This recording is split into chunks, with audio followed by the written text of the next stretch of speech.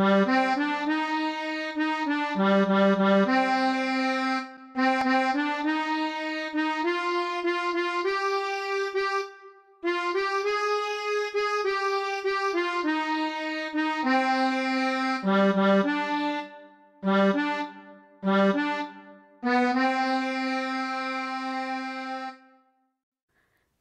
les enfants.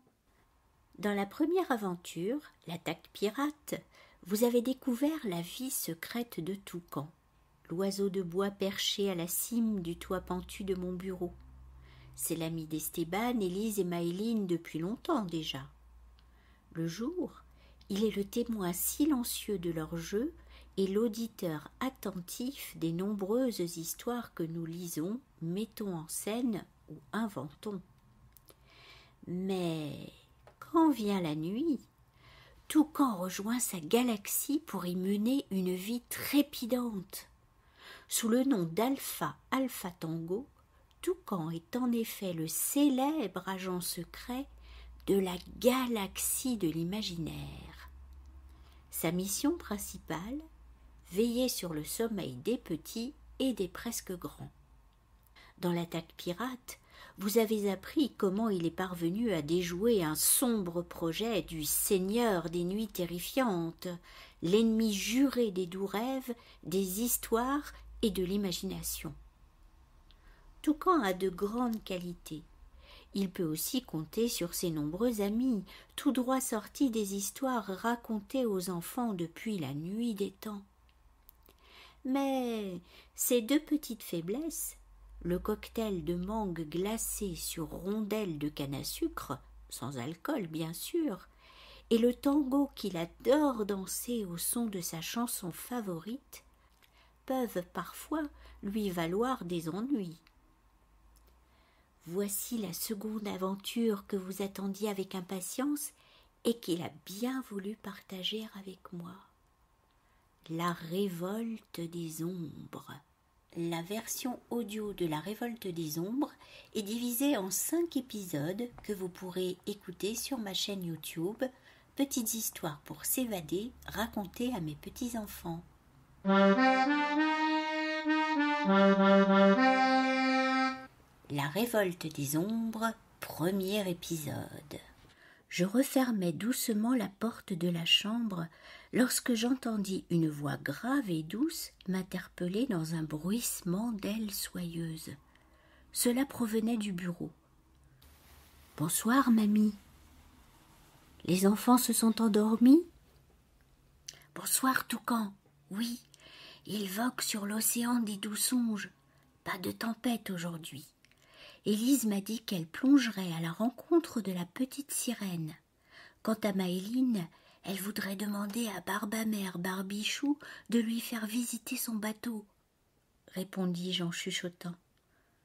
Je ne suis pas en mission ce soir, tout est calme. Veux-tu que je te raconte une autre de mes aventures ? Proposa Toucan.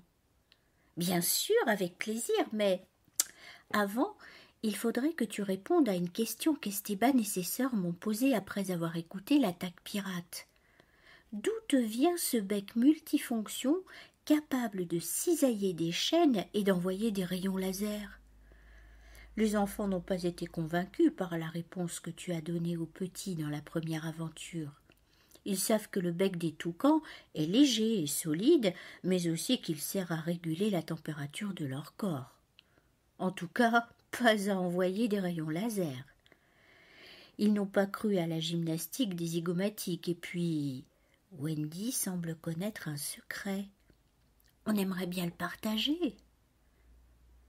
Après un bref silence, Toucan répondit. « Hé hé, ce sont des petits futés, ces enfants. » D'accord, j'accepte de révéler ce secret, mais à condition que tu nous prépares mon cocktail favori. Entendu, Alpha Alpha Tango. Mangue glacée sur rondelles de canne à sucre. J'y cours, enchaînai-je en me rendant à la cuisine. Quelques instants plus tard, tandis que nous étions confortablement installés dans le bureau à savourer des cocktails et des petits gâteaux, Toucan commença son récit. Pour bien comprendre le secret de mon bec multifonction, comme tu dis, il va falloir que je remonte un peu dans le temps, avant l'attaque pirate, la première histoire que je t'ai contée.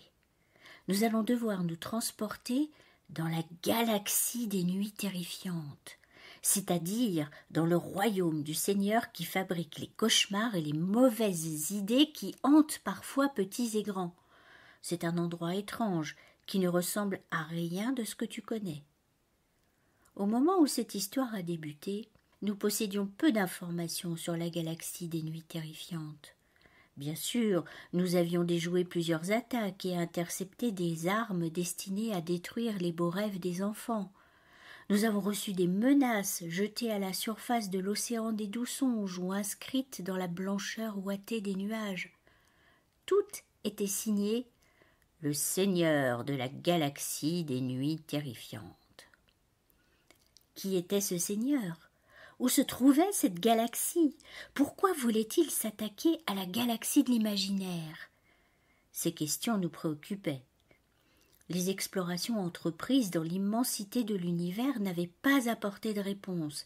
Même les étoiles, nos veilleuses attentives, ne parvenaient pas à localiser cette galaxie menaçante. Et puis, soudain, par une délicieuse et rafraîchissante nuit de printemps, tiens, d'ailleurs, en parlant de rafraîchissement, pourrais-tu me servir un autre cocktail de mangue glacée sur rondelles de canne à sucre, s'il te plaît, mamie? Je déposai devant Toucan une bonne réserve de jus de mangue fraîchement pressé. Il appuya sur le bout de son bec et, à ma grande surprise, une paille télescopique atteignit la carafe sans qu'il ait eu besoin de se pencher. Toucan sourit. C'est un petit perfectionnement que j'ai demandé après l'aventure de l'attaque pirate. Je n'ai pas envie de revivre l'épisode du verre trop étroit et d'une boisson impossible à boire, m'expliqua-t-il, visiblement très amusé par mon air étonné. Décidément, Toucan est un drôle d'oiseau. Il poursuivit. Où en étais-je? Ah oui. Par une délicieuse nuit de printemps, donc, nous avons reçu une alerte par message étoilé. Un engin inconnu était entré dans le système des rêves et des inventions. Il s'était posé sur une île proche du pays des enfants perdus. Et par le plus grand des hasards, je me trouvais précisément sur place, en vacances, chez mes amis Peter Pan, Wendy et Clochette. On me chargea donc de l'affaire. L'engin se trouvait au milieu d'une bananeraie, encerclé par des crocodiles au cas où des visiteurs mal intentionnés surgiraient de ce véhicule spatial. Nos experts serpents et lézards étudiaient la drôle de capsule qui bourdonnait et soufflotait en continu comme un gros aspirateur ou un énorme ventilateur. Ils tentaient d'ouvrir la porte. Un groupe de scientifiques constitué de médecins, de spécialistes de l'espace et d'informaticiens attendait de pouvoir intervenir. Finalement, la porte coulissa dans un sifflement désagréable. Il faisait très sombre à l'intérieur, sauf sur la paroi avant de l'engin. J'approchai prudemment de l'entrée et vis un écran sur lequel défilaient toutes sortes de films. Je me rendis compte avec effroi qu'il s'agissait de rêves et de plans de fabrication de machines et d'ustensiles très ingénieux destinés à préserver l'équilibre des planètes et améliorer la vie des créatures qui les peuplaient. Cette navette spatiale était un aspirateur à rêves et à inventions. Elle volait les doux rêves des enfants et les découvertes positives des savants. « Attention !» cria soudain un jeune crocodile. « Quelque chose a bougé sur la droite !» Les crocodiles s'avancèrent et on vit une petite silhouette se recroqueviller dans un coin de la capsule. Elle tremblait de tout son corps. On entendait les bruits de mâchoires et les claquements de dents de nos reptiles prêts à bondir si le danger se précisait. « Attendez !» lançai-je en entrant à tâtons dans l'obscurité de la capsule. Est-ce parce que mon plumage est noir ? En tout cas, la minuscule créature se jeta sur moi et se blottit sous mes ailes comme un oisillon craintif et transi de froid. Nous sortîmes de la capsule. La lumière du soleil levant semblait éblouir le drôle de petit personnage qui se réfugia davantage encore sous mon plumage. Il était mince et pas plus grand qu'une poupée. Sa silhouette et les traits de son visage étaient ceux d'un jeune garçon de 14 ou 15 ans, mais il avait les cheveux presque blancs. Sa peau était d'un gris plutôt pâle, comme s'il était resté enfermé très longtemps loin de la clarté du soleil. Il était vêtu d'une combinaison grise, elle aussi, et portait un étrange petit disque bleu au milieu du front. Les agents présents restaient méfiants. Des oiseaux et des singes avaient rejoint l'équipe de sécurité. Ils étaient prêts à intervenir au moindre signe d'agressivité. Nos scientifiques, eux, voulaient à tout prix explorer l'engin spatial. D'autres voulaient examiner et interroger cette créature inconnue. Assurément, elle ne venait pas de notre galaxie. « Éloigne-toi, Toucan, il est peut-être malade et contagieux !» s'écrièrent-ils. Le petit personnage s'accrocha plus fort à mon plumage. Il tremblait, et mon instinct me disait qu'il n'y avait aucun danger. Mon cœur était plein de tendresse pour ce petit être sans défense. Je rassurai et remerciai donc la famille crocodile de son aide précieuse. Tandis qu'elle s'éloignait, j'entendis le jeune crocodile ronchonner. « C'est pas juste, j'aurais bien aimé manger cet enfant, moi !»« Oh, ça suffit !» répliqua son père. « Tu nous as déjà servi cette histoire. »« Tu sais bien que tu ne manges que des bananes, » ajouta sa mère. « Tiens, regarde, on nous en a offert un régime entier. » Lorsque les crocodiles rejoignirent leur histoire, la petite créature émergea de mon plumage. Elle semblait moins craintive. « Comment t'appelles-tu » lui demandai-je. Pas de réponse. « Moi, je m'appelle Toucan, » dis-je en me montrant du bout de l'aile. « Et toi, tu t'appelles » Il y eut un silence pendant lequel notre jeune visiteur semblait réfléchir.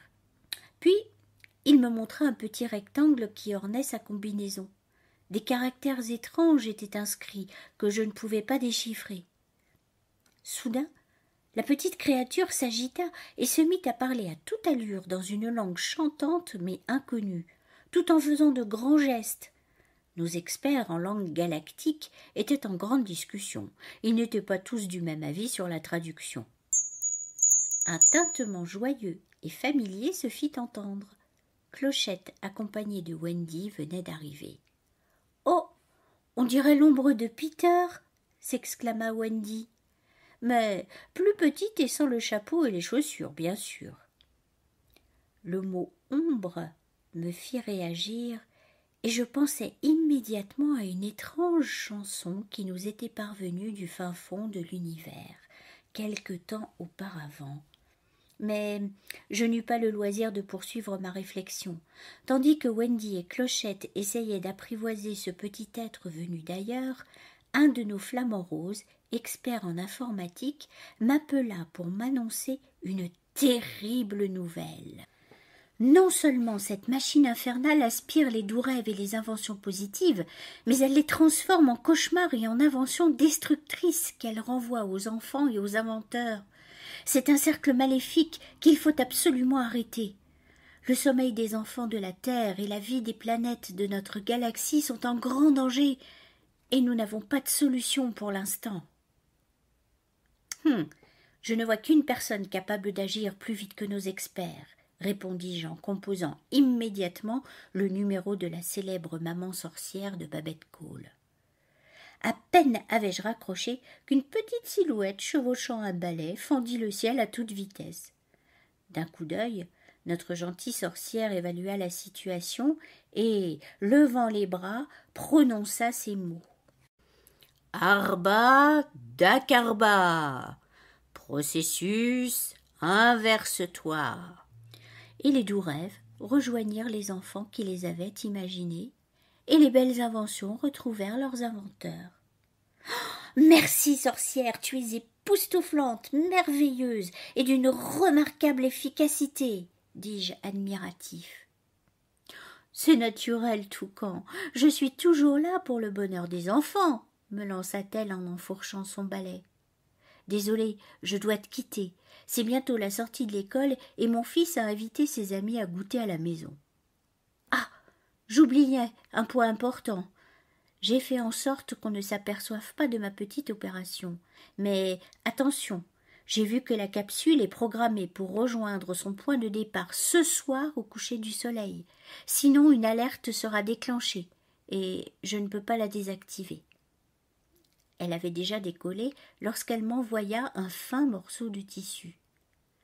Oh, décidément, je suis tête en l'air. En venant, j'ai croisé Harry Potter sur son balai.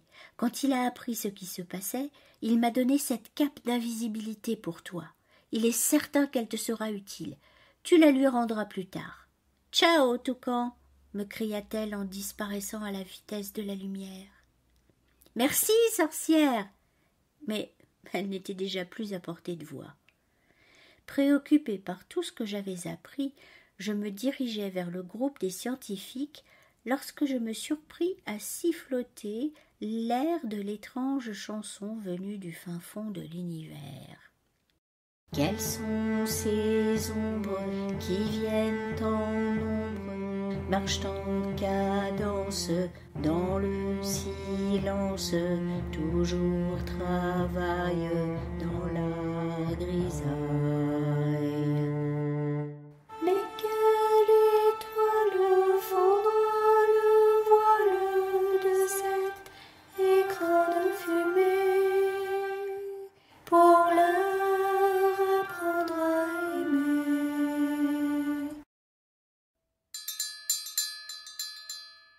La galaxie de l'imaginaire vient de subir une nouvelle attaque du Seigneur des Nuits terrifiantes. Toucan alias Alpha Alpha Tango se pose des questions. Qui est ce mystérieux visiteur caché dans le terrible engin spatial ? Il ressemble à une ombre et porte un étrange disque bleu au milieu du front. Son histoire est-elle liée à la curieuse chanson venue du fin fond de l'univers ? La suite et des réponses dans le 2e épisode.